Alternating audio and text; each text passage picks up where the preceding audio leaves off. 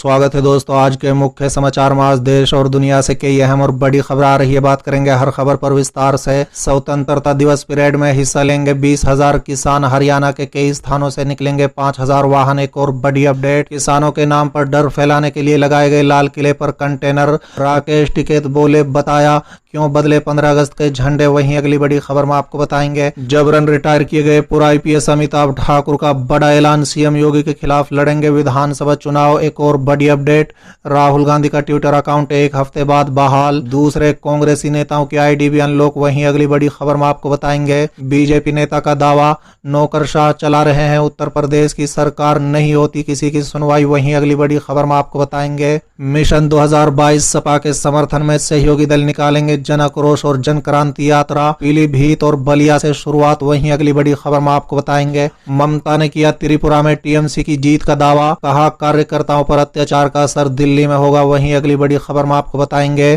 कर्नाटक की तर्ज पर बिहार सरकार कराए जातीय जनगणना, तेजस्वी की बड़ी मांग। वहीं अगली बड़ी खबर में आपको बताएंगे, सोनिया की विपक्षी नेताओं के साथ ऑनलाइन बैठक में तृणमूल कांग्रेस भी हो सकती है शामिल। एक और बड़ी अपडेट, भाजपा के बागी हमारे संपर्क में लेकिन कांग्रेस जल्दी में नहीं, हरीश रावत का बड़ा दावा। तो चलिए देख लेते हैं आज की पहली बड़ी खबर। स्वतंत्रता दिवस परेड में हिस्सा लेंगे 20,000 किसान। हरियाणा के कई स्थानों से निकलेंगे 5,000 वाहन। दरअसल दोस्तों, हरियाणा के हजारों किसान स्वतंत्रता दिवस की प्रस्तावित ट्रैक्टर परेड में हिस्सा लेंगे। इसके लिए जींद के उचाना कला में प्रदर्शनकारियों की रिहर्सल हो रही है दोस्तों, बता दे, जिसका नेतृत्व महिलाएं कर रही हैं।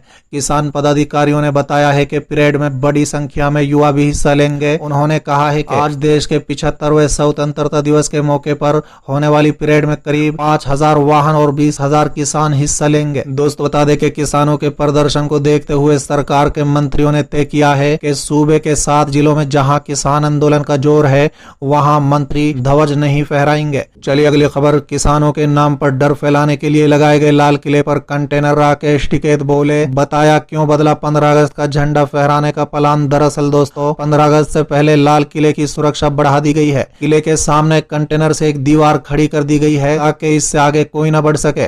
भारी संख्या में सुरक्षा बल भी तैनात किया गया है। दोस्तों कहा जा रहा है कि 26 जनवरी को लाल किले में किसानों से हुई झड़प और हिंसा से सबक लेते हुए पुलिस ने यह कदम उठाया है। उधर भारतीय किसान यूनियन के नेता राकेश टिकैत ने कहा है कि किसानों के नाम पर जनता के अंदर भय बिठाने के लिए पुलिस ये सब कर रही है। दोस्तों बता दें, जनसत्ता.com से एक्सक्लूसिव बातचीत में टिकैत ने कहा है कि माहौल बनाने के लिए ये सब किया जा रहा है जिससे जनता में एक भय रहे कि यहाँ किसान आएंगे। दोस्तों बता दें कि राकेश टिकैत ने कहा है कि जब हम लाल किले पर जा ही नहीं रहे तो इसे संसद में लगाना चाहिए था। लाल किले में कोई कानून थोड़ी बनता है, लाल किले का कोई राज थोड़ी है। अब देश में अब तो पार्लियामेंट से कानून बनता है। अगर कंटेनर वगैरह लगाना था तो पार्लियामेंट में बाहर लगा देते। दोस्तों बता दें कि जनसत्ता.com से बातचीत में राकेश टिकैत ने कहा है कि पहले हमारा 15 अगस्त को झंडा फहराने का प्लान था, लेकिन दिल्ली कैंट में बच्ची के साथ हुए रेप की घटना के बाद प्लान बदल गया है। हम 15 अगस्त को ऐसा करके पॉलिटिकल मुद्दा नहीं बनना चाहते हैं। चलिए अगली खबर, जबरिया रिटायर पूर्व IPS अमिताभ ठाकुर का बड़ा ऐलान। बोले, CM योगी के खिलाफ लड़ेंगे विधानसभा चुनाव। दरअसल दोस्तों, यूपी के पूर्व IPS अफसर अमिताभ ठाकुर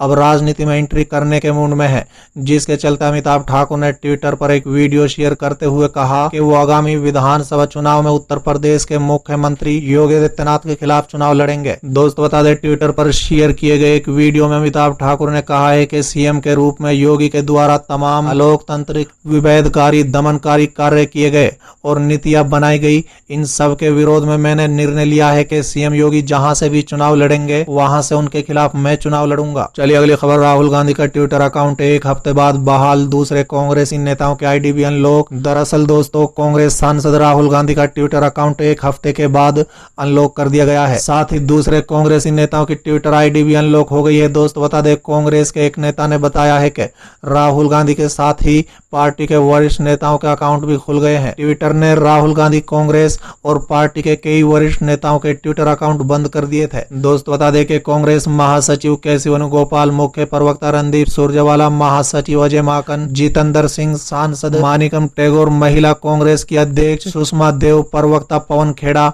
और कई अन्य नेताओं के ट्विटर अकाउंट लॉक किए गए थे। चलिए अगली खबर। बीजेपी नेता का दावा, नौकरशाह चला रहे हैं उत्तर प्रदेश की सरकार, नहीं होती किसी की सुनवाई। दरअसल दोस्तों, भारतीय जनता पार्टी के प्रदेश कार्य समिति के सदस्य और पूर्व विधायक राम इकबाल सिंह ने उत्तर प्रदेश की योगी आदित्यनाथ सरकार पर निशाना साधा है। उन्होंने दावा किया है कि राज्य सरकार को नौकरशाह चला रहे हैं तथा जनप्रतिनिधियों से लेकर पार्टी नेताओं को नौकरशाही तवज्जो नहीं देती। भाजपा के प्रदेश कार्य समिति के सदस्य और पूर्व विधायक सिंह ने बृहस्पतिवार को संवाददाताओं से बातचीत में आरोप लगाया है कि योगी सरकार को नौकरशाह चला रहे हैं।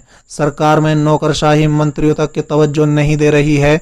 उन्होंने कहा है कि पहले मंत्रियों से मुलाकात करने जिला प्रशासन के आला अधिकारियों को आना पड़ता था, अब स्थिति यह है कि मंत्रियों के अधिकारी से मुलाकात तक नहीं हो पाती। उन्होंने कहा है कि जनप्रतिनिधि से लेकर पार्टी नेताओं की स्थिति अत्यंत बदतर हो गई है और उनकी कोई सुनवाई नहीं हो रही है। चलिए अगली खबर। मिशन 2022 को लेकर सपा के समर्थन में सहयोगी दल निकालेंगे जन आक्रोश और जन क्रांति यात्रा। पीलीभीत और बलिया से शुरुआत। दरअसल दोस्तों, अखिलेश यादव की सरकार बनाने के लिए सपा के 2 सहयोगी दल इस महीने अलग अलग यात्राएं निकालेंगे। दोस्तों बता दें कि महान दल जन आक्रोश यात्रा निकालेगा, तो जनवादी पार्टी सोशलिस्ट जनवादी क्रांति यात्रा निकालेगी। दोस्तों बता दें कि महान दल के राष्ट्रीय अध्यक्ष केशव देव मौर्य 16 अगस्त को पीलीभीत से जन आक्रोश यात्रा निकालेंगे। इस यात्रा को समाजवादी पार्टी के प्रदेश अध्यक्ष नरेश उत्तम पटेल झंडी दिखाएंगे। चलिए अगली खबर। ममता ने किया त्रिपुरा में टीएमसी की जीत का दावा, कहा कार्यकर्ताओं पर अत्याचार का असर दिल्ली में होगा। दरअसल दोस्तों, पश्चिम बंगाल की मुख्यमंत्री ममता बनर्जी ने कहा है कि तृणमूल कांग्रेस त्रिपुरा में भारतीय जनता पार्टी के विरोध से पार पाएगी और विधानसभा चुनाव जीतेगी। साथ ही उन्होंने आगाह किया है कि